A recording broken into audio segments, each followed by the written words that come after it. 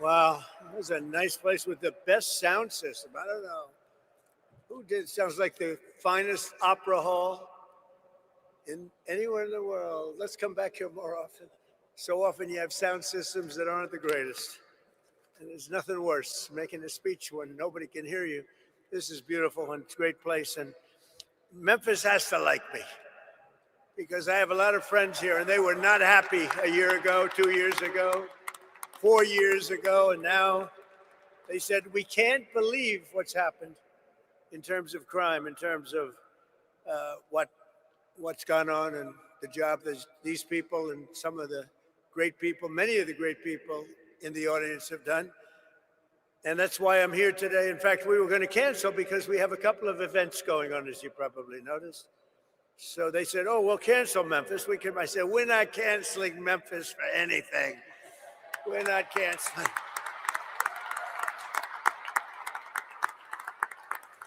We're not going to cancel Memphis, but we do have some big things happening and very positive, I have to say. So before getting to our important discussion this morning, let me provide a brief update on Operation Epic Fury, which is a very good name, as it turns out. That was the name. They showed me 20 names. Sir, what name would you like? I didn't like any of them. And then I get toward the end, I said, you got to be kidding. What? Operation Epic Fury. I love that name. And it's very appropriate for what's taken place, if you know, in Iran, because we knocked out their Navy, we knocked out their Air Force, we knocked out their anti-aircraft, we knocked out everything. And we did it with fury, actually. As I announced earlier, based on preliminary conversations between the United States and Iran over the past 2 days, I've directed the Department of War to temporarily postpone planned strikes against major energy and electricity targets in Iran. They have very, very big, new, actually, and very expensive, billions of dollars it costs to build them. One missile, one of our powerful ones, and it comes down to the ground like it was made out of dust. But to determine whether a broader agreement can be reached, we've had very good discussions, very, very good discussions. And you have to understand, I know my whole life has been a negotiation, but with Iran, we've been negotiating for a long time. And this time they mean business. And it's only because of the great job that our military did is the reason they mean business. They want to settle and we're going to get it done, I hope. So hopefully this will be possible, but no matter what, we'll ensure that Iran never obtains a nuclear weapon. They can't have a nuclear weapon. They would have had one if we allowed the Obama deal to stand. That was the Iran nuclear deal, they called it. They would have had one. Marcia 3. I'll tell you what, Martha, we would have nuclear weapons up there when, would you say, 2 years ago, 3 years ago, or 4 years ago? We would have been in a position that nobody wants to be in. We won't allow ourselves to be in that position. Over the past 3 weeks, the United States military and our partners have been decimating Iran's military capabilities with overwhelming firepower, skill, lethality, and force, and we're destroying their ballistic missiles and drones programs with launchers down by more than 90%. We're hitting their launchers at a level that nobody even thought of before, 90%. They can't launch them, and they don't have very many of them, because most of them have been annihilated. But we've annihilated their defense industrial base, eliminating their Navy. We had 158 ships are down. I said to my people, why didn't you capture the ship? I said, were they good or not? They said, they were great, sir. So why didn't you capture it? We could have used them. They said, it's more fun to put them at the bottom of the sea. But they're not there anymore. So we eliminated their Navy, Pete, right? And that's gone. We eliminated their Air Force. We eliminated all of their air defense, everything. We eliminated everything there is to eliminate, and we eliminated them. We eliminated their leaders. We had the first set of leaders. They're gone. Then they met, 88 people met. And it's sad. I mean, it's sad they couldn't have made a deal. We could have made a deal with them a long time ago. Then the second set, 88 people met to pick a new leader, and they're now extinguished. and then they're meeting again. But now nobody wants to be the leader. It's one of the few political jobs that nobody wants anywhere in the world. Nobody wants it. It's a very dangerous job. My job is dangerous too, but their job is worse. In other words, we're systematically dismantling the regime's ability to threaten America. They're not threatening us anymore. As Commander-in-Chief, it's my sacred responsibility to protect our country from all threats. For decades, Iran refused every opportunity to renounce its nuclear ambitions, and in recent months, its own negotiators bragged to our representatives about having enough material to make nuclear weapons. And that was supposed to deter me, but it didn't deter. It made me more anxious, and it just made it much more important. This mission that we're all on together was much more important, and we did it quicker. Iran's missile capabilities were also growing so fast that it would soon have become virtually impossible to stop them. Once they have a missile, once they have what they were building was incredible. And you got a little glimpse of it by the fact that when they came out, they started shooting all of their neighbors. Their neighbors weren't fighting with them. They were getting along okay with their neighbors. And I was surprised. Everybody was surprised. And it actually worked in reverse because their neighbors then turned against them. Now Iran has one more opportunity to end its threats to America and her allies, and we hope they take it. Either way, America and the entire world will soon be much safer and will be a much more secure planet. In addition to all of this, we're working on so many different things. You know, our economy was fantastic. We had a Dow at 50,000. They say it couldn't happen in 4 years. It wouldn't happen during my term. But if I got anywhere close, it would be a great success. Well, in my first year, we hit 50,000. And with the S&P, they said, even more difficult. They said it would be impossible to hit 7,000 on the S&P. And we hit that in our first term. And then, unfortunately, I called Pete, I called General Kane, I called a lot of our great people. We have great people. And I said, let's talk. We got a problem in the Middle East. We have a country known as Iran that for 47 years has been just a purveyor of terror. And they're very close to having a nuclear weapon.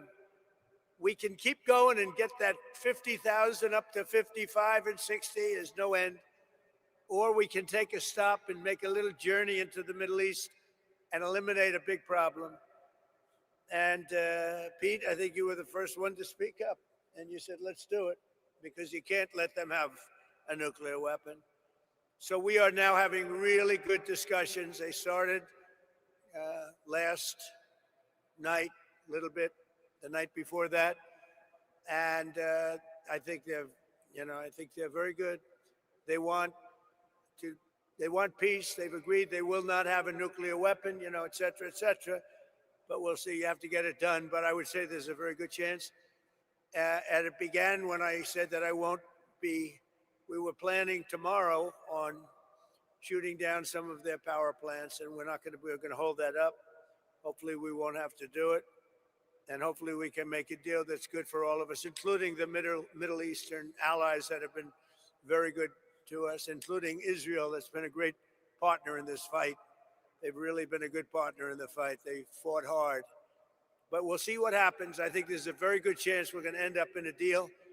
And so we're giving it 5 days, and then we're going to see where that takes us. And I would say at the end of this period, I think it could very well end up being a very good deal for everybody, as good as if we went all the way and just literally annihilated the place, which if we don't have to do that, that would be a good thing, not a bad thing. In addition, after the appalling lines and massive disruptions at major airports nationwide last weekend, I am again demanding that Democrats in Congress immediately end their disgraceful shutdown of the Department of Homeland Security and restore the full funding for airport security and the TSA.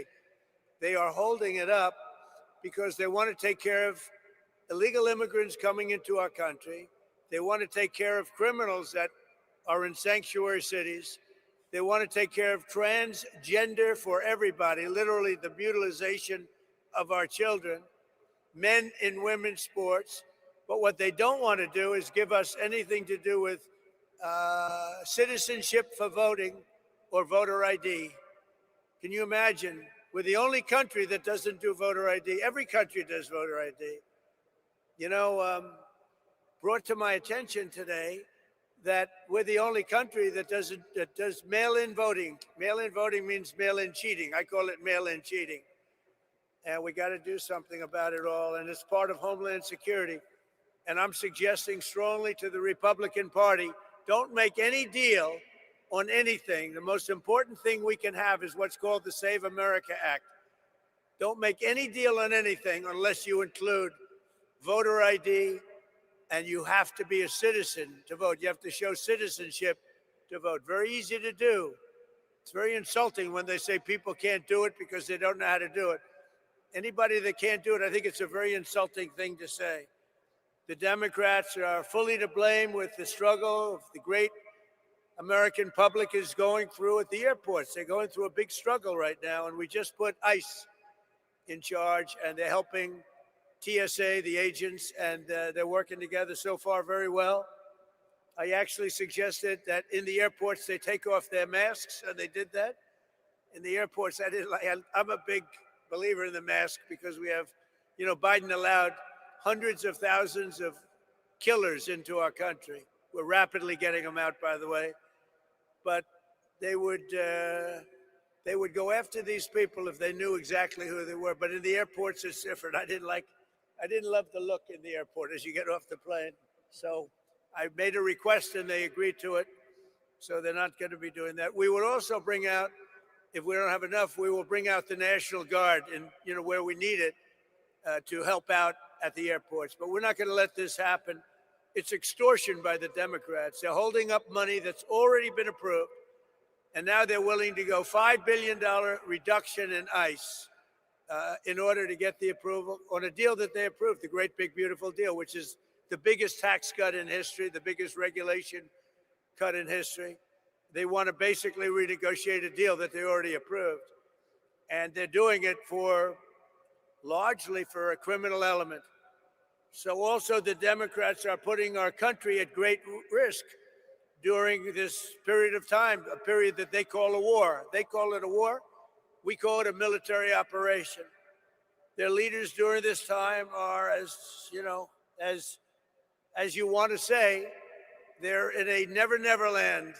Schumer is gone. I mean, he's a Palestinian. He should be fighting on the side of Palestine. He's actually become a Palestinian leader. I don't know. I've never seen a man change so much.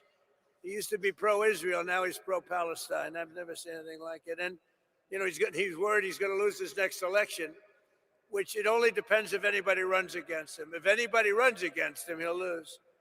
But he's gone very wacky and very dangerous for our country. But we want all of those things. We have to have them. We want voter ID. We want proof of citizenship as part of our funding.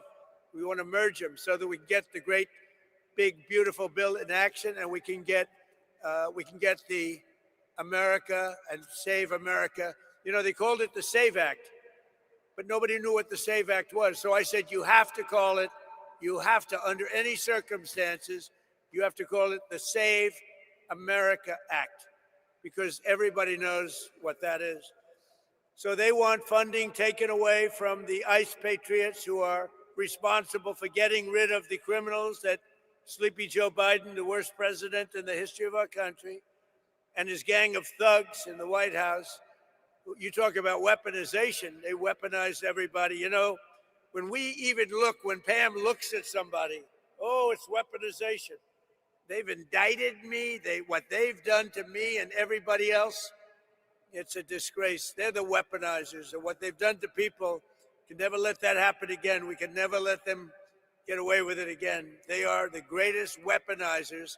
Fortunately, it didn't work because here I am with you. So it didn't work out too well. Didn't work out too well. But they want to have people come into our country. And so many of these people are murderers. They're drug dealers. They're the worst criminals anywhere in the world. They want them in our country. They don't want them to come out. They make it almost impossible, but we get them out anyway. They should have never been allowed to enter our sacred ground. These people should have never, they came from all over the world. They came from all over.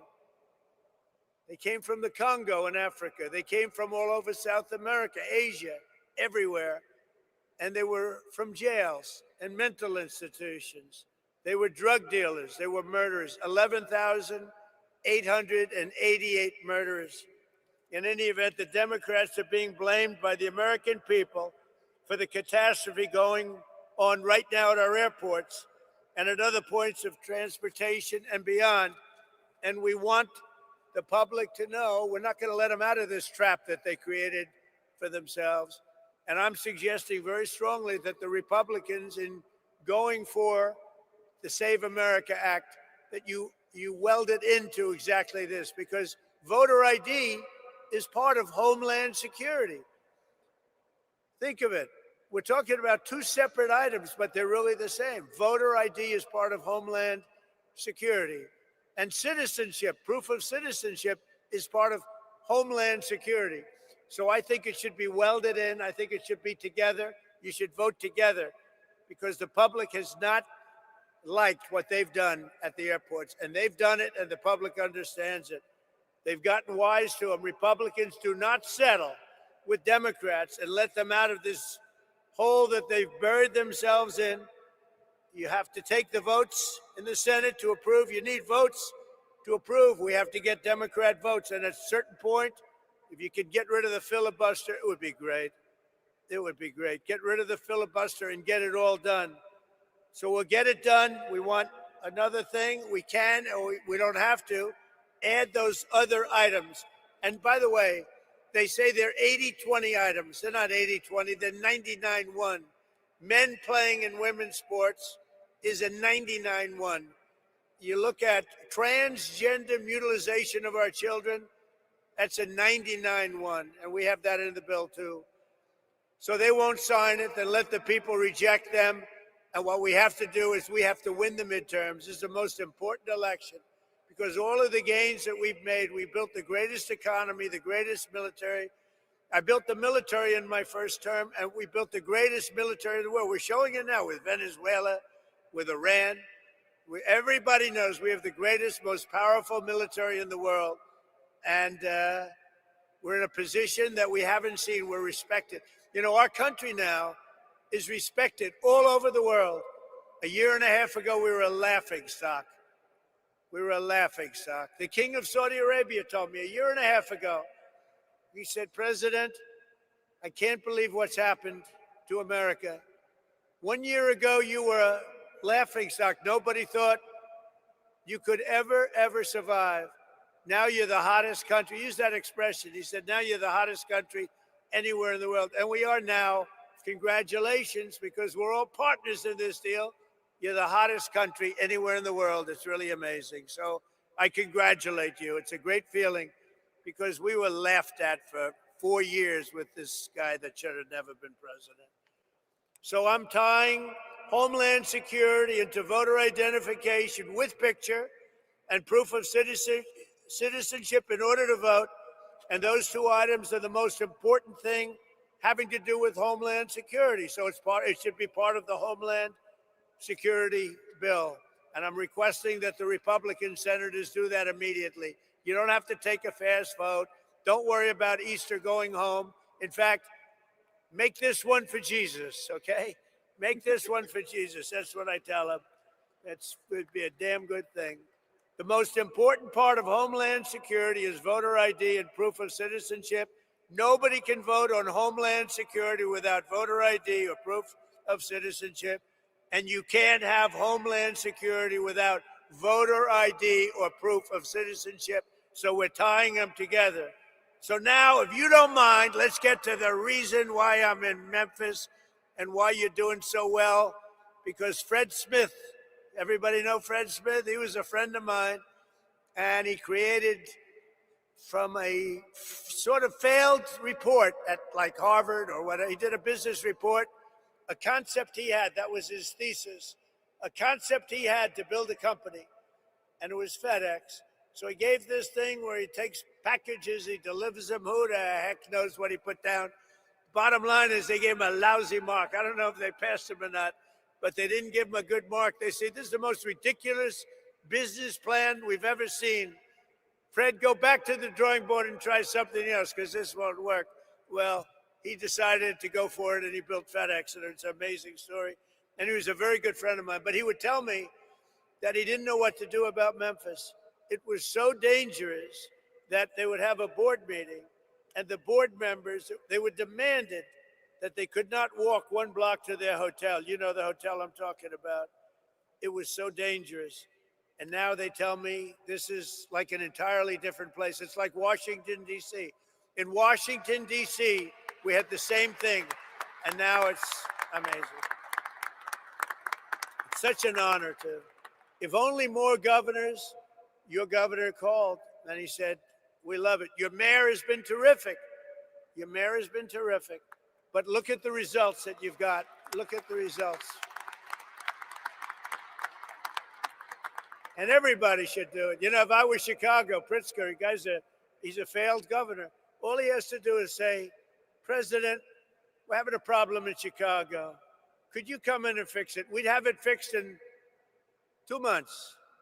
It would be good. It would be good in 2 months. It would be great in 4 months. You'd have almost no crime, but he can't do it. And it just keeps going the same way. So that's the reason I'm here, to tell you how well you've done, how well we've done. I mean, I just came in and people greeted me, sir, thank you very much for what you've done. I said, oh, where are you from? Memphis. What did I do? You stopped crime. And your sheriffs are so thankful. And, oh, you haven't seen it yet. You know, we've just been here a short while. In another 2 or 3 months, you're going to have like no crime.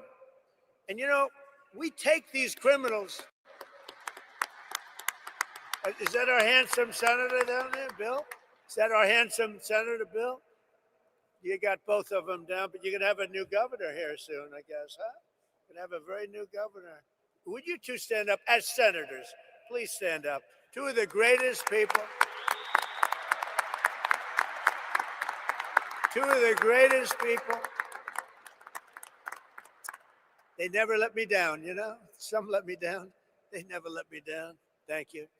Last September, my administration launched the initiative modeled on DC Safe Task Force in our nation's capital. One of the most amazing things, I mean, I hate to say it, now I can say it, but our nation's capital was one of the most dangerous places on earth. People were being killed. They'd go in from Iowa, they'd go from Indiana to see the Washington Monument, and their parents would get a phone call, they've been killed.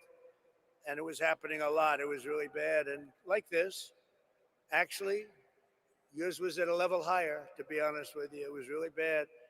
But it was happening a lot. And now you walk down Washington, it's like everybody that sees me in Washington, we've been doing that another couple of months longer. Everybody sees me in Washington, they say, thank you, sir. Thank you. And I immediately know what. You know, they could thank me for a lot of things. I said, are they thanking me for the economy? I know immediately. We have people working in the White House, young women. They walk, I would say normally beautiful young women. Ever since I got elected, I don't like to say that, because usually when you say a beautiful woman, isn't she beautiful? That's the end of your political career. So I never say that. But young women coming up to me and they're saying, sir, thank you so much. I know immediately what they're talking about. I say, how big a difference is it? They say, we walk to work. We were afraid to walk into an Uber. We were afraid to walk into a car. The car would be, it didn't matter. The car was being robbed when we were in the car. And it was much more than being robbed. Being robbed was the least of it. And we took out over 3,000 people. And you know, there's an expression that 90% of the crime is caused by 2% of the population. And when you hear that, you realize why we can do such a good job. We moved 3,000 people out, permanently out of Washington. These were career criminals. Many of them came in through the Biden open border disaster. They came in, they weren't there. They came in, they said, we want to live in Washington where they'll take good care of us, give us plenty of welfare. And we got them all out. We moved them back to their countries.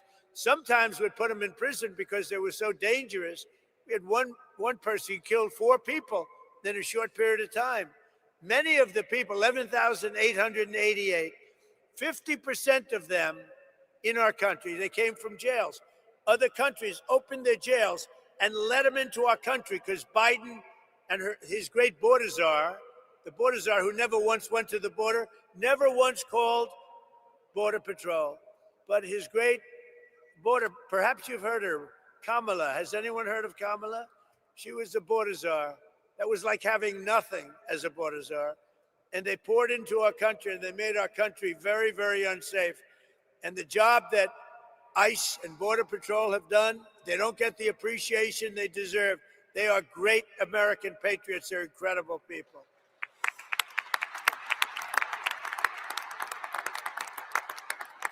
So we brought together 22 federal agencies, state and local police, and 1,500 members of the incredible National Guard to smash the grip of the violent criminals on this iconic American city. The city is incredible. People love it so much, but they're just fed up.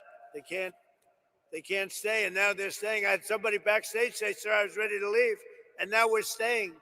I said, "Don't worry, it's going to get much better. Just takes a little more time." Like our DC efforts, the Memphis Task Force has been led by our Director of U.S. Marshal Services, Gaddy Serala, who is incredible. Where's Gaddy? Gaddy, you are unbelievable. And I want to thank you for the work. He did a job in Washington. So when I heard Memphis, I said, I want the same guy that did Washington. Because that went, you're going to tell us when you get up which was more difficult, all right? But members are known all over the world as the home of Graceland. You know I'm going to see Graceland after this? I think, is that right? I love Elvis. I never met Elvis. Everyone said, did you? I met them all. I met Sinatra. I knew all of them. I never met Elvis. Sometimes I feel I should tell the little fibs that I knew him well.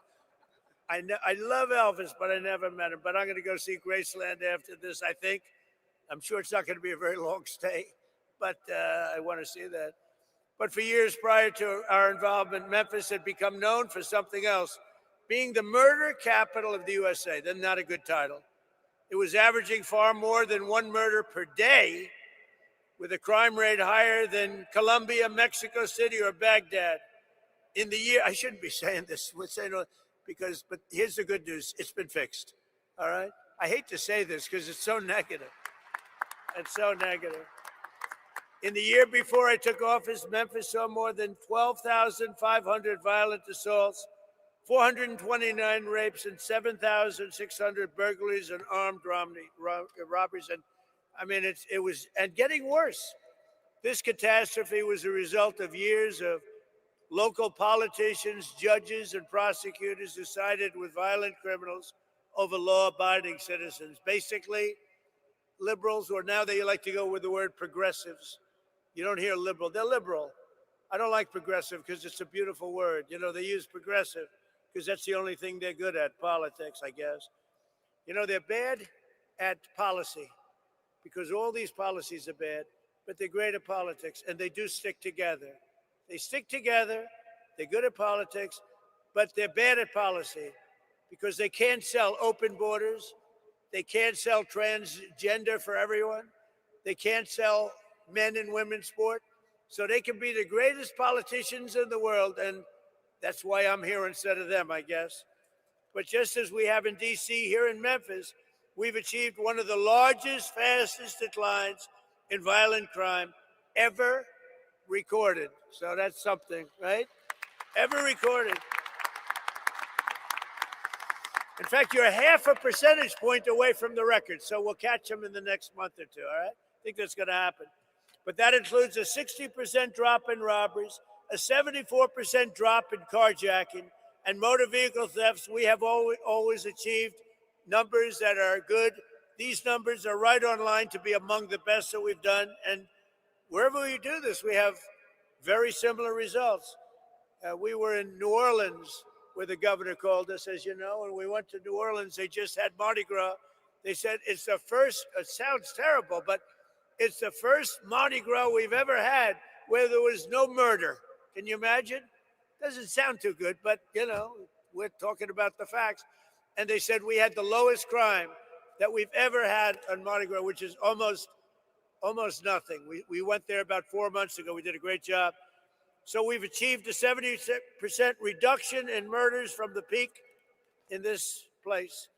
In total, we've arrested 7,000 criminals, seized more than 1,100 illegal guns, taken more than 1,000 pounds of illicit narcotics, and rescued more than 150 missing children, making their parents beyond happy.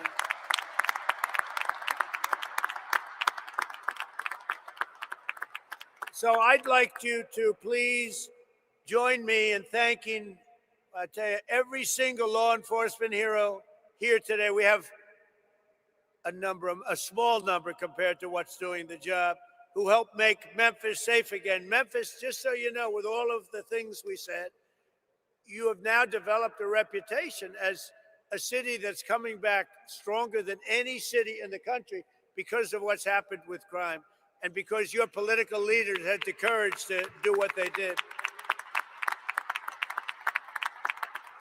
So I'd like you to also say a special welcome and hello to the Tennessee National Guard, the Memphis Police Department, ICE, CBP, the ATF, DEA, Homeland Security Investigations, the U.S. Marshals, the Tennessee Highway Patrol, and all of law enforcement. Everybody got together and they said, we're going to make Memphis great again. And they really did. It's so good. But, you know, I talk about how good it is. We're at 75%. Some people say 80, 81%. That still leaves 20%.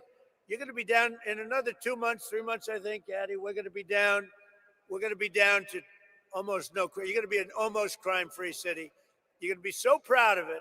People are going to stay. They're going to actually come back because you have everything going, but you have that one horrible cloud over your head. And essentially, people know it's happening, but essentially in another 2 months, you're not going to have anything. You're going to have a virtually crime-free city. So today I'm pleased to announce that the Secretary of War used to be the Secretary of Defense. We made a minor change. We like the sound of it better.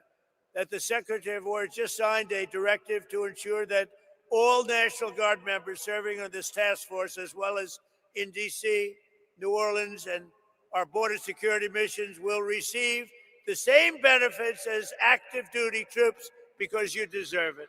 That's not bad. That's not bad.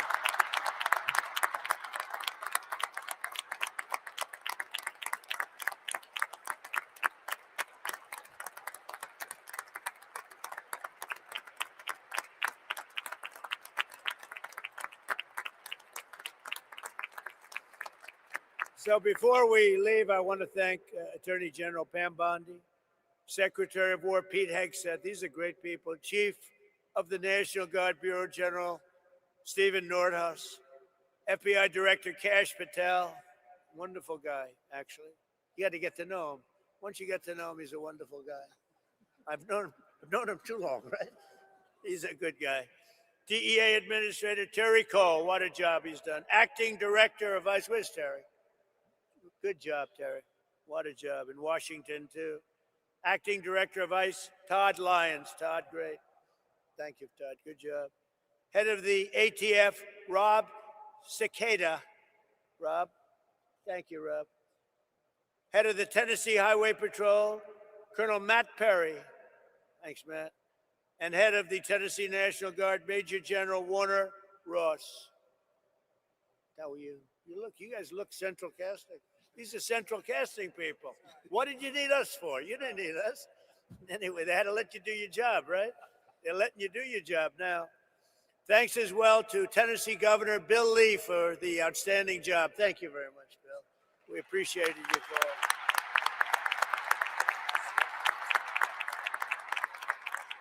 Bill called me up. He said, we need a little help in Memphis, sir. Would you get over here, please? He said, I have no pride. We just want this thing straightened out, right?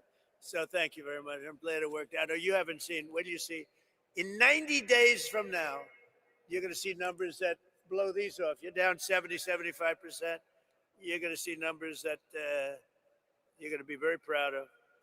Senators Bill Hagerty and Marsha Blackburn. Great people. Great people. You have some real warriors, too, as your congressmen and women.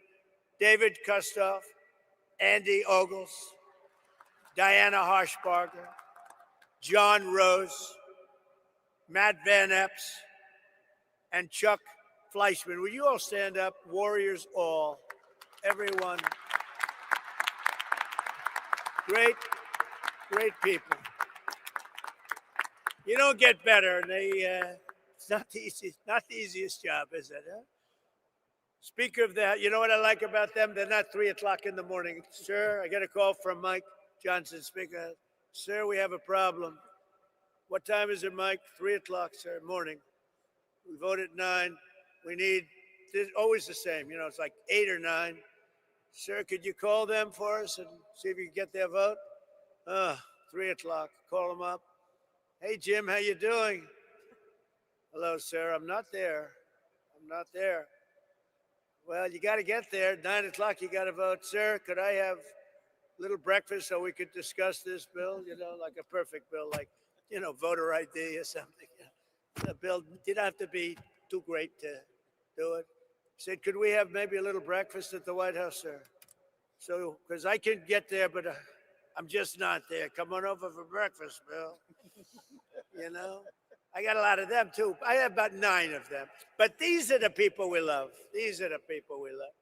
So I want to thank you all. Speaker of the Tennessee House of Representatives, and I hear this guy, I hear he's fantastic. Cameron Sexton, where is he? I have heard such good things about you. And you're working on a very specific bill right now. I know all about you. That's great. Let me know when it's finished. You got to send me a copy, okay? That's great. Thank you, Cameron. You're doing a great job. Shelby County Sheriff Floyd Bonner. Thank you, Floyd. National President of the Fraternal Order of Police. Oh, that's a big one. He gave me his endorsement. Patrick Yost, where's Patrick? He gave me his endorsement. I said, well, what's your endorsement worth? How many members? He said, so we have 490,000 members. I said, that's a good endorsement. Patrick, do you think anybody outside of, within law enforcement, did anybody vote for Kamala that you know of? Don't say it. You're going to get yourself in trouble. Don't say it. But thank you, Pat. That's great. We had an unbelievable, I do believe we got 98, 99% with law enforcement. And why not? President of the National Sheriff's Association, Chris West. Chris, thank you very much. Thank you, Chris. Stand up, Chris. Thank you. Well, why are you so far back there, Chris? You deserve to be in the front row. National President of the Federal Law Enforcement Officers Association, Matt Silverman. Great guy, too. All great guys, all guys we know. All guys, thank you, Matt. They're all guys that supported me, Pam, every one of them. For years, our leaders allowed entire cities in America to be destroyed by crime, drugs, and gang violence. Tolerating this violence was always a choice. 19 of the 20 most dangerous cities in America are run by Democrats. I'm surprised. I thought it was 20 of 20. I don't know why it's 19. I don't believe it. It's like, I heard it was 25 out of 25. Well, I'll find out about it because I don't believe it's right. Whoever wrote that statistic is wrong. But under the Trump administration, we believe that no city or neighborhood should be left behind. In Memphis, the crime became so horrible that residents were made prisoners of violence in their own community, in their own home. But with the help of the great people right here at this table and right here, it's a whole different story right now. It's changing fast, and it'll be record-setting in a very short period of time, and I'll be here to celebrate it with you. It's a very special state to me. I won this state, Bill, by numbers that nobody's ever won it before. We have the all-time record for votes. So I happen to like the state. I love Tennessee. Maybe someday I'll move to Tennessee. I might have to move there. No, I love it. You never know what that is. You just have a relationship with the state. It's a lot safer than relationships with other things, I can tell you as a politician. But I especially want to thank Speaker Sexton, who's working with the task force to pass model bills that will be toughen crime to deliver permanent safety to the people of Memphis. And really, I don't know if you know, but they're looking at this all over the country, what you're doing. They're studying it. That's why I know your name so well. And all over the country, they're studying it. And so I hope you do a great job, as simple as you can and as complex in the sense of we want to be tough. We want to be strong on crime because that's the thing. We want to have heart. We want to have fairness, but we have to be tough because some of these people are bad people that should have never been allowed to be here. Since I took office, we have successfully arrested or removed from the country over 500,000 hard-line criminals. And under our leadership last year, the murder rate nationwide saw the single largest decline ever recorded to the lowest level in 125 years. That's something. That's something. And this is despite the fact that they allowed 25 million people into our country. Many of those people should never have been allowed into our country. So now I'd like to ask Director Gaddy, Serala, who's really a special guy, and I've lived with him because of Washington, D.C. I saw what he did, but to say a few words. And congratulations for what you've done everywhere. But today we're only interested in one place, Memphis, Tennessee. Thank you very much, Gaddy. Thank you, Mr. President. Thank you very much. So good morning to you, and thank you, Mr. President. Today we celebrate the successes of this incredible mission and all our federal, state, local, and National Guard teammates who have contributed mightily to the Memphis Safe Task Force. Mr. President, it is an honor to be entrusted by you to lead this amazing task force as Director of the United States Marshal Service. Your decisiveness in responding to state and local leaders' requests for federal assistance is inspiring. It was just over 6 months ago when you signed the executive order restoring law and order in Memphis. At that point, the city of Memphis was overwhelmed with unprecedented levels of violent crime, to include some of the nation's highest per capita rates of murder, robbery, and aggravated assault. Memphis residents could not safely enjoy a walk downtown. Parents were fearful of their children playing outside, and local businesses struggled to prosper. The mission you gave us was clear and concise. Crime will not prevail in Memphis, period. The city will not be surrendered to lawlessness. President Trump, thank you for your leadership. We had a blueprint, quickly restoring order and reducing violent crime, given our success with Operation Make DC Safe and Beautiful, as you mentioned. We began our deployment to Memphis and commenced operations on September 29, 2025 with 20 partner agencies and 200 task force members. Now we partner with 33 multi-agency teams throughout the Memphis area. We have the support of over 2,700 officers and National Guard members who comprise the Memphis Safe Task Force, most of which are out here in the audience. In just over 6 months, the Memphis Safe Task Force has made over 7,342 arrests. This is last week's numbers, with charges ranging from homicide, there was 44 of those, 812 drug offenses, and 757 gang-related offenses.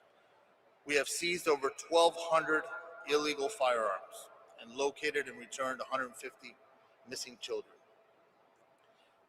Each of these arrests and seizures of illegal contraband have a ripple effect, bringing justice to victims, relief to communities, and the prevention of future offenses or deadly accidents. Our work, however, has not just been about arrests and the seizure of illegal firearms and narcotics.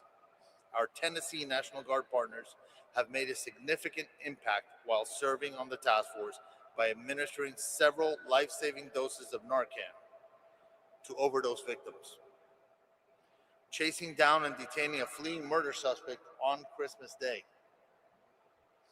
and providing immediate life-saving medical aid to the occupants of a vehicle collision on I-40. That's just a few of the things they've done. Similarly, our Health and Human Services Tactical Med, we call them TACMED, they're our doctors. Their team has treated almost 500 task force officers and related injuries during our operations. The fraud cell, the Memphis Safe Task Force Fraud Cell, has been a key contributor in targeting federal benefits fraud, organized crime, and other complex fraud matters. The fraud cell has more than 80 open investigations, 33 cases active with the United States Attorney's Office. Their recent efforts have resulted in 2 indictments of convicted sex offenders living in housing paid for by Housing and Urban Development, and 1 indictment for stealing benefits from a Social Security beneficiary. I would also like to recognize the work of Attorney General Bondi's incredible staff at the Western District of Tennessee. Their stats tell a remarkable story as well. They have increased the number of defendants charged by 221%, and the number of cases indicted by 204% when compared to the same operational period last year. I see you smiling, Mike. Congratulations. Without question,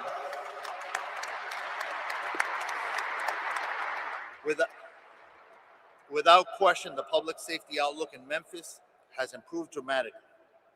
In the past 6 months, collectively, our efforts have resulted in a 43% reduction in total serious crimes, 37% reduction in murder, 40% reduction in sexual assault, 56% reduction in robbery, 68% reduction in motor vehicle thefts, and the most impressive of all is a 65% increase in the solvability of the crimes that have been committed.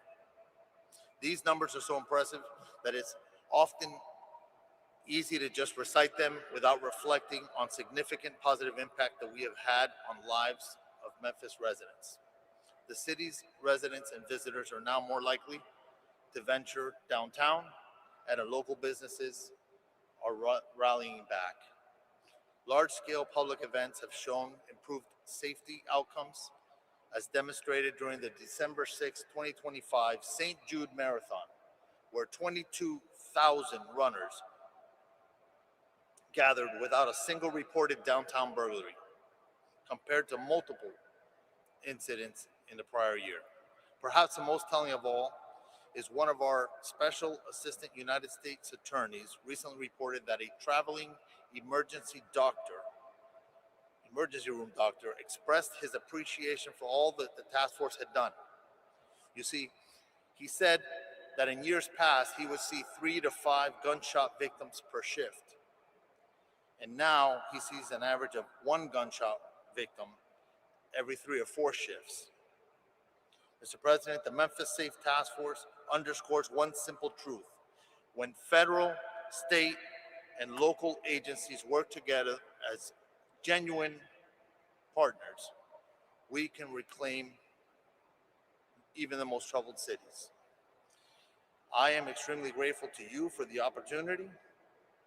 To all our partner agencies, it has been an honor to work alongside you, and I look forward to sustaining and building on these partnerships as we continue to make Memphis safe again. Thank you. Thank you, Gaddy, very much. And Pam, I think, thank you. What a great job. And I think, I see them sitting out there, your U.S. Attorney and your Assistant U.S. Attorney. You do a great job. Would you please stand up? Michael Donovan, Thank you, Michael. Thank you both. Great job. Thank you. Pam Bondi, please. Thank you, President Trump. Some people choose to tolerate crime, but you chose law and order. And that's why this task force worked. It was all of us, as Gaddy said, working hand in hand with my FBI, DEA, U.S. Marshals, ATF, with Cash, with Terry, with Rob, with Gaddy, Not only that, with Pete, with Department of War, with Homeland Security, with all of my agencies working hand in hand with the National Guard. When you went out there, when we came to Memphis, you could not tell who was with what agency because everyone was working so well together. Our U.S. Attorney, Mike Donovan, was out there. And not only this, everyone needs to know, we met with this president multiple times about this endeavor. The president knew what was going on here. The president cared. People like Alice Johnson sitting in the front row, who is a Memphis resident, she told us what a horrible crime problem there was. And I think the unsung hero in all of this is Stephen Miller. Stephen is the architect of making all of these plans work. Stephen, thank you. Thank you. And just two very brief examples. There was a horrible murderer, Arsenio Davis, who last October committed a gruesome double homicide. He killed his mother and dismembered another person. And based on this task force working hand in hand, he's off the street. Another example, a horrible monster who's charged with raping a small child. This task force, all of these members working together, arrested him. We can give you countless examples of that. Over 770 gang members off the streets. And we know there's no normal day for a law enforcement officer. We know it's so dangerous what our law enforcement officers do. But know this, Donald Trump and this administration, we have your backs. Thank you all, and thank you, President Trump. Thank you. Thank you. Thank you, Pam. And Pete Hegseth, who's been unbelievable at what he's doing, is nobody better. That was a wise choice. Pete, go ahead. Well, thank you, Mr. President. Thank you for your historic leadership on Operation Epic Fury. The success you've laid out was only possible because of the military you rebuilt, as well as the historic success here in Memphis. And I want to start by thanking every patriot in this room in law enforcement and the nearly 1,500 National Guard members for your heroic efforts in this operation.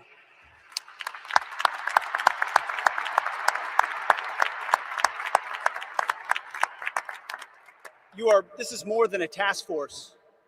This is a statement not just in this city, but across the nation. When I look around this table, I'm looking at people that we work with every day: Governor, Cash, this team, the National Guard, Pam, Stephen, as was mentioned, Gaddy, the Speaker, at the federal level and the state level, working hand in glove. It doesn't happen any other way. You see, before President Trump, our nation was set on a perpetual course of decline. Our defense industrial base had been hollowed out. Our military had lowered its standard, prioritizing equity over merit and lethality. And right here in cities like Memphis, our people were focused on enduring just what seemed to be the status quo of rampant, vicious crime. Well, they let those cities burn to the ground, literally. In the name of hollow humanitarianism, weak leaders, and that's what it is, it's weak leaders, previously provided sanctuary for hordes of dangerous, illegal aliens who preyed on our most vulnerable.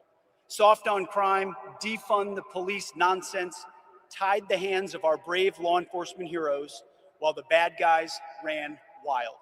And the most basic tenets of public safety, the foundations of any civilized society, were labeled as too toxic to implement. Well, not under President Trump. Such engineered chaos combined with a wide open border. By the way, thank you for agreeing to sign that declaration for the Memphis troops, the DC troops, and the troops on our border. They'll now be paid and get benefits just like folks on active duty. Thank you for that, Mr. President. It's an important step of demonstrating how serious this mission is to the Department of War. It's common sense. And it was that same common sense that brought President Trump back to the White House. People were sick and tired of the never-ending crisis. And under President Trump, we will not allow depraved, suicidal ideologies to destroy our great cities. No longer will we sit idly by while illegal aliens and savage criminals rape, murder, and poison the good people of this country. Because every American, without exception, is entitled to safe, clean, and beautiful cities. Cities where you can walk in peace, cities where law enforcement can do their job. And to that end, the Department of War stands shoulder to shoulder with state and federal partners so that our streets can be defended once again. Kind of like the visual I'm looking at right here. I see a lot of civilian leaders and police, law enforcement leaders in the front. And who's behind you? Men and women in camouflage, having your back every single day like we do in this mission. So thank you for working tirelessly to protect this state and restore law and order. And the results, they speak for themselves. That your presence has led to a massive reduction in crime, a reduction the good citizens of Memphis deserve. So thank you, Mr. President, for your leadership in restoring street by street, neighborhood by neighborhood. You are saving Memphis, Tennessee, and the country, and we are grateful for it. Thank you, Mr. President. Thank you, Pete. Thank you. Mr. Governor, please. Yes, sir. Welcome back to Tennessee, Mr. President, especially to the iconic, great American city that is Memphis. We oftentimes say Nashville's the heart of Tennessee, but Memphis is the soul. And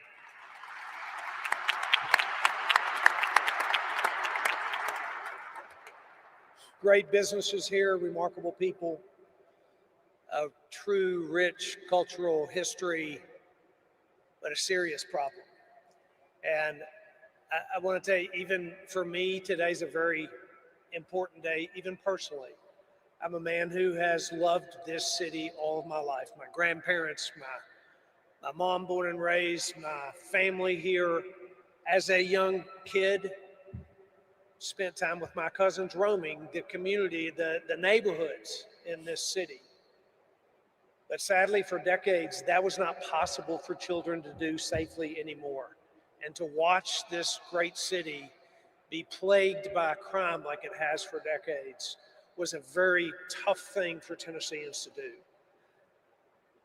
But as was said earlier, what's happened the last 6 months has changed that story entirely.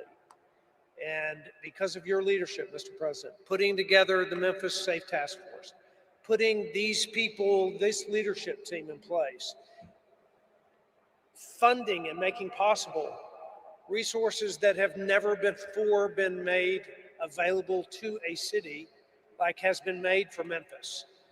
Because of that, because of the leadership here, and these, especially these men and women of law enforcement and the National Guard, who have, in fact, gone shoulder to shoulder with not only the multiple agencies involved, but with the people of Memphis.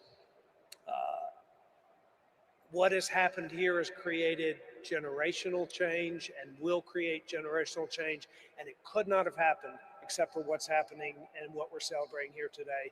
So the people of Memphis are grateful. This governor is grateful. I thank you for the work that's happened. And we are looking to the future. We believe that great things lie ahead for this city. There's a lot of work yet to be done. The General Assembly, and we are working together with the General Assembly to create legislation that will make certain that this is a lasting effect for our city. I'm very hopeful for the men and women of Memphis that have prayed for a long time that the violence would stop, for the businesses that have held strong to create jobs and opportunity for Tennesseans. I have a lot of hope for the future. I do believe and have believed all my life that this is a great city, and now it is on a trajectory of greatness beyond where it's been in the past.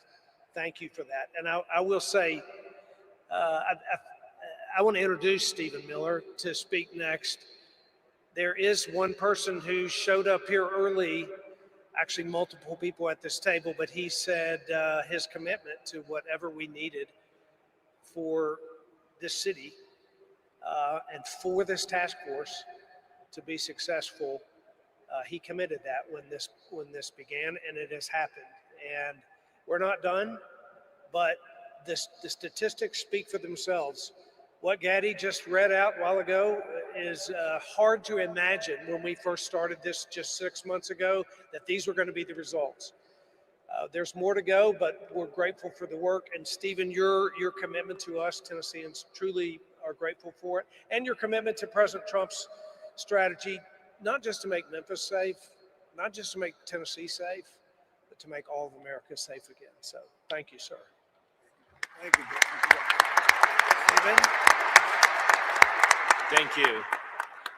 Well, first and most importantly, thank you to President Trump, whose vision and courage and determination has achieved something that if you had predicted it 15 months ago, people would have said it was impossible. If you had said 15 months ago that we would achieve the lowest national murder rate, not in 5 years or 10 years or 15 or 20 or 30 or 40, but in the 125 years, nobody would have believed it possible.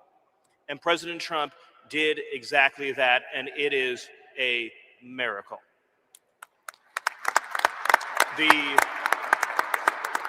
Just think about this for a second. Under President Trump's leadership, the largest reduction in murders in American history, the largest reduction in violent crime in American history, the largest reduction in drug overdose deaths in American history, the largest reduction in fentanyl in American history, the largest reduction in illegal immigration in American history, and the largest number of criminals arrested, removed, or deported in American history, all done in 1 year.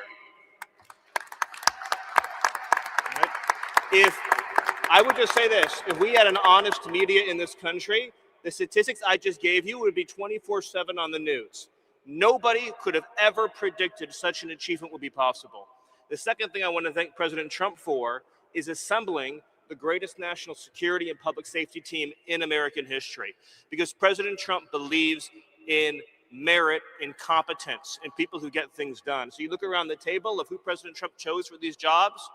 You start with Rob or Gaddy or Pam or Pete, Cash, Todd, Terry, the whole entire team. What President Trump put together has never been rivaled in history. That's how you get things done. He chooses people based on their skill, their competence, their ability, their determination, their dedication, and their loyalty, and you're seeing the results. So I just want to again thank President Trump, and of course thank the governor as well, who picked up that phone, called President Trump, and said, I want you to help make Memphis safe, although I bet the governor would agree he could never have imagined this safe, this quickly, this many people behind bars.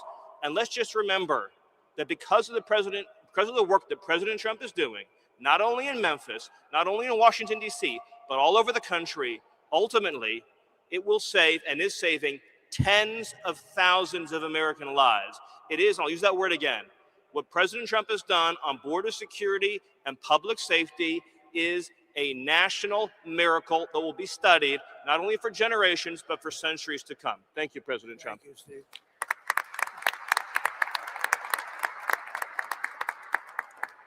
So, Cash, see if you can top that. I don't know. That's a tough one, Cash. That is tough. You know, Mr. President, as I look around this venue, I see, and I'm reminded again, why we have the greatest warriors on God's green earth, the men and women serving in uniform, the men and women serving and wearing the badge, and law enforcement, our police, our sheriffs around the state of Tennessee. I'm reminded that Americans exist to protect this country day in and day out, and they've done it like we've done it here. But what we didn't have was you. We didn't have a commander-in-chief who backed the blue, who resourced the blue, who funded the military, who did whatever it takes to safeguard every single life. And here in Memphis, Tennessee, you have put on a show for the world.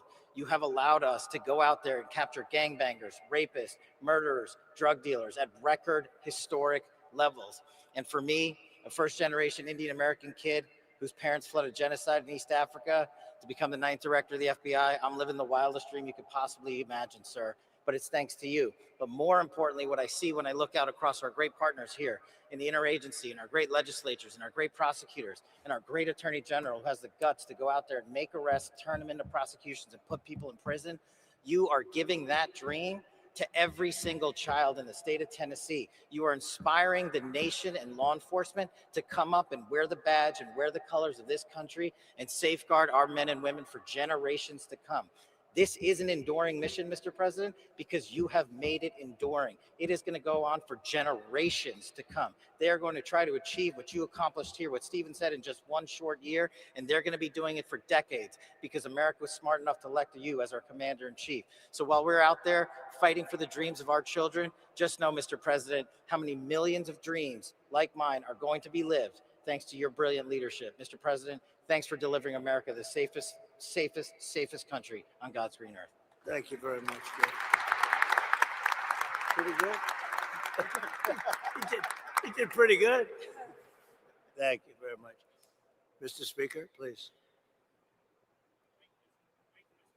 It's great to be here with you today. And obviously we're in the hottest country, in the hottest state, and now the hottest city, thanks to you. So we appreciate your leadership in that endeavor. Also, it takes strong leadership, Mr. President, to do what you do. We thank you for that and have a strong team as well. But I'd like to say that I appreciate how resolute you are in your belief and your attitude. And I think that's a testament to making America first. Also, I want to thank you for delivering freedom. When we talk about crime, a lot of times we talk about normalcy, but people get used to high crime. They don't understand what low crime is. And in this city, unfortunately, it became a normal thing seeing high crime. But you deliver freedom to the residents here in Memphis, as well as Governor Lee did. And it's as little as watching a kid or a child who said they had a bicycle in their living room and now they're able to ride it outside. We take that for granted. We take that freedom for granted, but because of you, now here in the city of Memphis, kids can ride their bicycle outside, which they never had experienced before.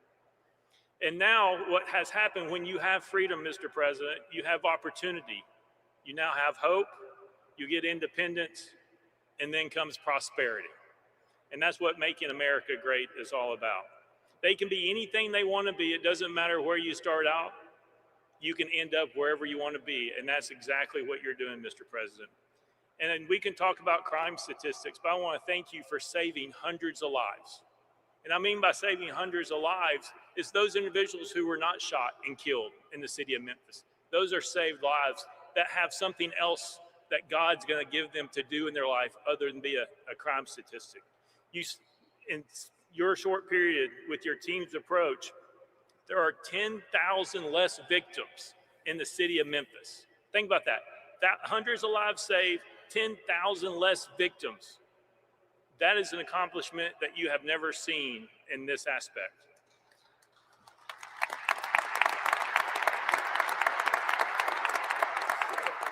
And I appreciate your strong team, all your individuals here, also brilliant mind, and Stephen Miller, who I've been able to work with.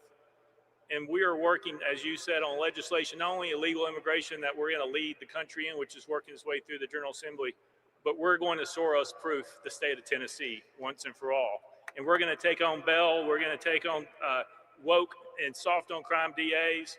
We've already done truth in sentencing. We're working on 3-strike legislation. But we have a strong General Assembly that will support the governor and me and Lieutenant Governor McNally, who's a great advocate in this endeavor. And the last thing I'll say, Mr. President, is I appreciate your resolve to not allow people's words to distract you from your destiny. Stephen Miller just laid out what that destiny looked like, which is untouched in our history. Thank you for being resolute and not allowing those who want to take you down or to cause you harm, to allow you to continue fighting forward to make the America what we know it can be, as well as the city of Memphis. Thank you very much, Mr. President. Thank you very much.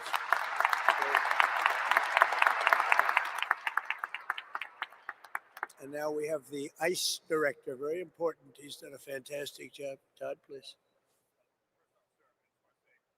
Law enforcement officer, thank you for letting us do our job again. That's the key thing. The men and women in this room that wear the badge every day, we know that we have a president that has our back. So because of you, we can go out and we can make America safe again. But honestly, sir, if you just look at what we did, this is what happens when strategy actually meets execution. Your model is delivering real results, securing communities and making neighborhoods safe. And if more cities would just take the lead and have the strength and constitution like the governor does to make their major cities safe again, this is a prime example of how to do it. This is a direct reflection, sir, of the model that you put in place. This and the Homeland Security task forces that you put into action with your executive order are really what's going to make a difference to this country. One thing, and Gaddy brought it up, was the Memphis Interagency Fraud Cell. That's key to your promise to the American people that honest Americans that need that funding will get it. What we're doing is we're having a reduction in fraud when it comes to SNAP benefits, mail fraud, and Medicaid fraud. And that's key and important for true Americans that believed in you that you're going to make a difference to make this country great again. While this wasn't an immigration-led operation, sir, we did have 619 illegal aliens arrested. 7 of those, which were Venezuelans that were paroled into this country, or TDA gang members, 1 El Sal that raped a child, and another Honduras male that raped several children. Because of your leadership, we were able to get these violent criminals out of our neighborhoods and serve Memphis going forward is going to be the example, as Mr. Miller said, for decades to come. So on behalf of the men and women of ICE, the special agents of Homeland Security, we thank you for your leadership. Thank you very much, Todd. And just, if I might, so you're at the front of a storm. The Democrats have caused lots of problems at the airports and all other places too. We shouldn't be in this position, especially when we're in conflict elsewhere. But how are you doing, and how is ICE doing at the airports and helping out? Oh, sir, to just have the opportunity to help our other fellow officers at Department of Homeland Security, we're doing great. We're going to make sure that your promise is kept, that we're going to help those lines move, and we're going to make people safe. And no one should be nervous to go to the airport, because we're going to make sure that every traveler in spring break has a safe journey. I appreciate it. Great job. You're doing a great job. Thank you very much. Rob Cicada, please. Rob. President, thank you for your assembling of the Memphis Safe Task Force. Your leadership empowered ATF and all of our state and local partners to focus on the most dangerous criminals operating in Memphis. Violent repeat felons, many walking the streets despite having 3, 4, and 5 felony convictions, are no longer doing so. They're no longer walking these streets without the fear of federal and state local and state law enforcement getting together and taking them off the streets. We focused our efforts on the most violent gang members operating in Memphis, so much so that we've decapitated the leadership of the Rich and Ruthless gang and the Vice Lord gangs operating here in Memphis. Their leadership, their membership is currently running the streets without any sort of direction. The gang members are falling apart. They're weakened. Their ability to coordinate and commit violent crimes are broken down because of the Memphis Safe Task Force. We've also been able to identify numerous firearms trafficking task force. Some of the evidence items that you see here were recovered from violent gang members. Many of these firearms were converted from semi-automatic weapons to be able to accept machine gun conversion devices, which now allow these rifles and pistols to shoot full auto. Those weapons were used by the gang members to terrorize this community and commit numerous homicides and numerous aggravated assaults. Those networks were identified and removed from operations. One in particular was operating 3 3D printing machines, making machine gun conversion devices in his house when search warrants were executed by ATF and our Memphis Safe Task Force partners. We are continually focused on preventing violent crime. In one instance, while we were out of patrol with our state and local partners, our agents responded to a shooting that had just occurred, located a victim that sustained serious gunshot injuries. Agents were able to render first aid on the scene and prevent that victim from bleeding out.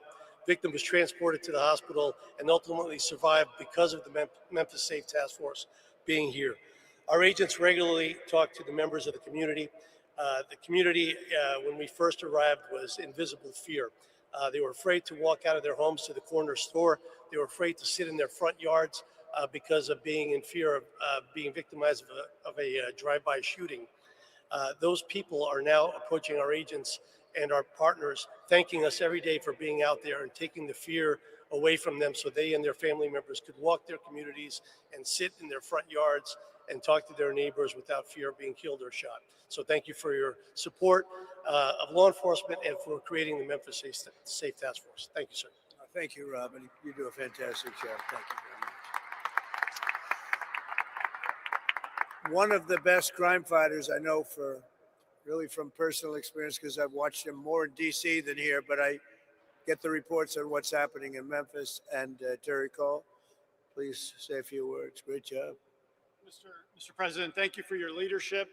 It has given law enforcement the tools and the support to take this fight directly to the local street gangs, but also the cartels, the designated terrorists that are killing Americans. Your leadership is attacking not only the local street gangs here, but it's attacking the cartels in Mexico. It's attacking the cartels in Venezuela. It's attacking the cartels in Colombia and Ecuador. And it's setting the example for the world to see that they are designated terrorists. They are fueling the violence in our streets. The DEA, along with our local task forces, are disrupting the supply chain, dismantling networks, and saving American lives. This is America first. This is Americans first. The DEA is proud to stand along with our federal, state, tribal, and local partners here in Memphis with our amazing military and National Guard. The work has just started, Mr. President. We will take the battle wherever the battle leads us.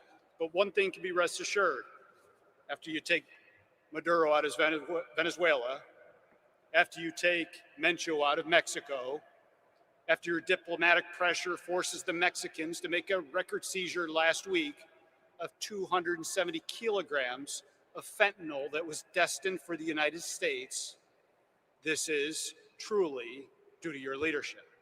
It's due to your partnership with law enforcement that enables us to do our job. A few small seizures from this task force is represented in front of you. Close to 190 kilograms of cocaine, close to 50 pounds of methamphetamine. But more importantly, this task force seized enough fentanyl to kill in lethal dosages close to 20 million Americans. 20 million Americans. In a separate case, just outside of Memphis, working with our state and local law enforcement partners, we seized another 25 million lethal doses of fentanyl that was heading to our cities, heading to our streets. I will tell you, Mr. President, in my 3 tours here to Memphis to put on the gun, to put on the vest, and to go out in the community, I was welcomed. I was welcomed not only by an amazing Highway Patrol colonel and his team, but I was welcomed by the community. I was invited to front porches. I was invited to an ice cream social. But that was in between the hard work of the men and women of the DEA and this task force that we're conducting daily. See, personally, I served 4 search warrants with the amazing men and women of DEA and the Memphis Police Department and Tennessee Highway Patrol because I believe in the mission where you lead from the front. So thank you for giving us at the DEA the power to do our job again. Thank you for giving us these amazing relationships with these task forces and the Homeland Security Task Force and the Memphis Task Force and the Washington, D.C. Task Force. There's no command we won't go out and complete, Mr. President. We're here to execute your orders. Thank you for your leadership, and thank you for this amazing opportunity to make America safe again, sir. Thank you. Thank you, Terry. Great job. Yeah. So just in finishing up, we have 2 great people that happen to live here. One's a business owner and a good one, and one's a good one, also a resident. And we're going to ask you both to say a few words, please. Mr. President, thank you for saving Memphis, and thank you for asking me to share my story. My name is Tim Pew. I'm a co-founder and president of Pew's Earthworks and Pew's Flowers. My brothers and I have 2 family-owned businesses in Memphis, and this year marks our 50th year in business since we started our American dream. My entire family, including our new grandbaby, is living and working in Memphis. We want our family to feel and be safe. We have many friends that have moved away and encouraged their children to move away because of the escalating crime. We love Memphis and call it our home and would never want to move away. The crime in Memphis has affected my businesses. We've had several delivery vans full of flowers stolen as we're at the front door of someone's house delivering. Turn around and the van was gone. We've had landscape equipment stolen from job sites, so now we have to lock each piece of equipment to the truck while we're working on a property. And because of multiple break-ins, including one night we had 5 vans with the catalytic converter stolen on all 5. Due to repeated theft, we had to install an electric fence and multiple cameras around our main store to prevent this theft. All of this adds significant financial burdens and man hours. In the spring of last year, members of one of my landscape crews were robbed at gunpoint. This type of action became too normal in this city that I was raised in, and honestly, I felt that we were on a path of no return. How could we continue to operate our business when theft was rampant and, God forbid, lives were lost? Thankfully for you, Mr. President, we don't have to live and operate that way anymore.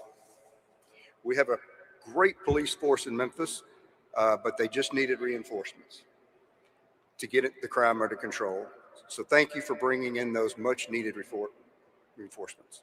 Our mayor has done a good job. Each week he's sending out emails of the progress. And just last Friday, he reported that crime was down well over 40%.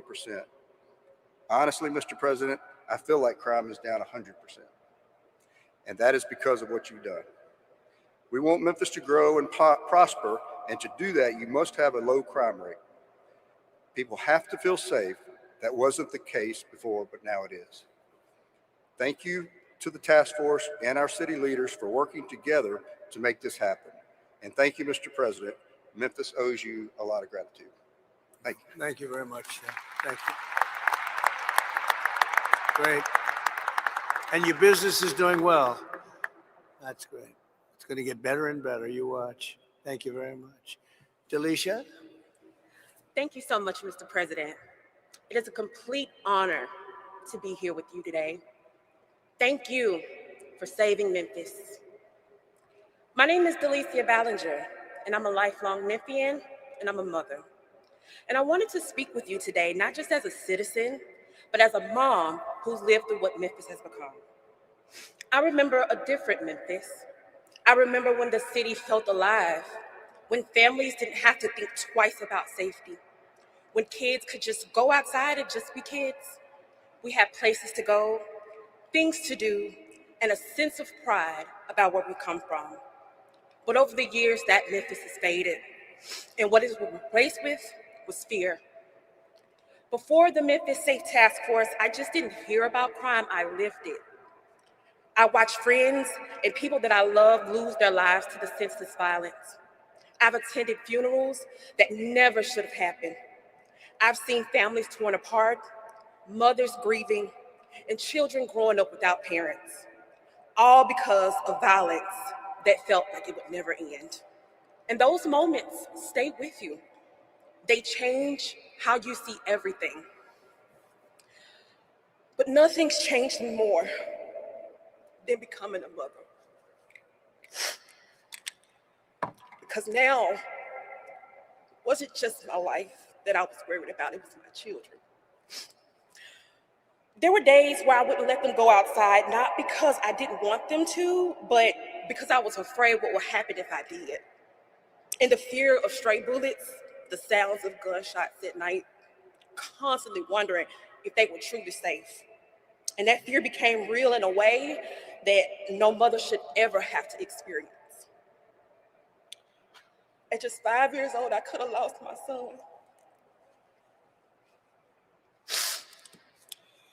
There was a drive-by shooting, and a random bullet came through my home in that very same space where my son played. And to that day, this bullet hole is still in my wall, a permanent reminder of how close I came to losing everything. My family we are good people.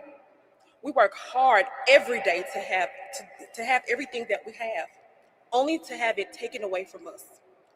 We've experienced multiple burglaries in our home, and it wasn't just the material things that were stolen, it was our sense of security, our peace, our livelihood.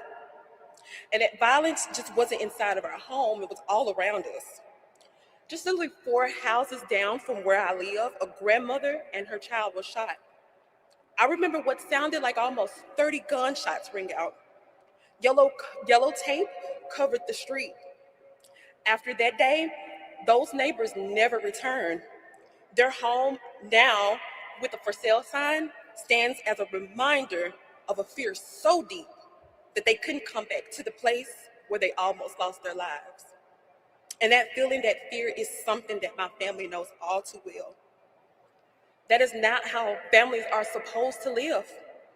That is not how children are supposed to grow up. We've reached out for help. For years, we looked to our local leaders hoping that anything would change, but nothing did.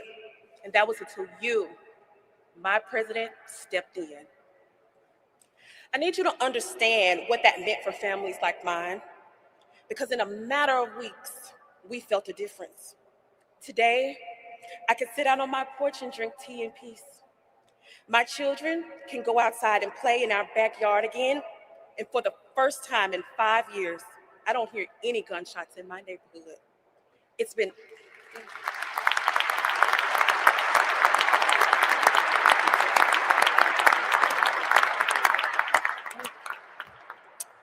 almost 6 months, and it's like a whole new world.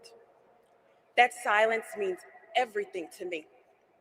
It means safety. It means peace. It means that I can breathe again as a mother. What years of waiting couldn't fix, you did it in just 3 weeks. And I'll never forget that. My family will never forget that.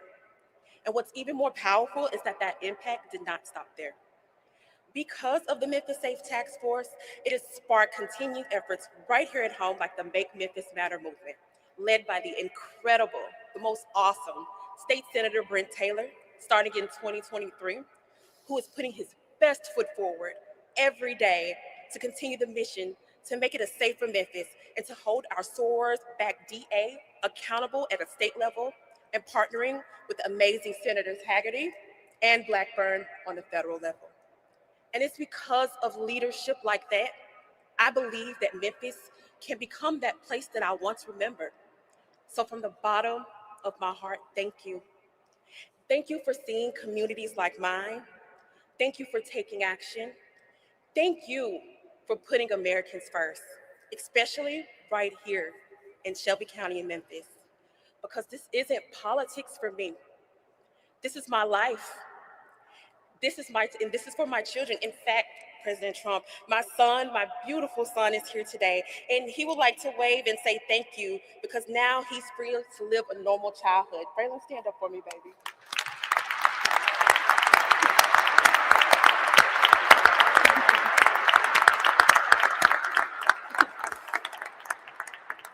And because of that change, we finally have a sense of normal again. Again, from the bottom of my heart, I truly don't have the words to share how much I appreciate you.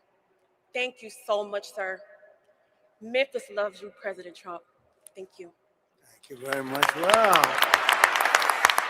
I don't know, Delicia. I think we're going to have to give her MVP, right? MVP, Delicia. That's a great job. Thank you very much.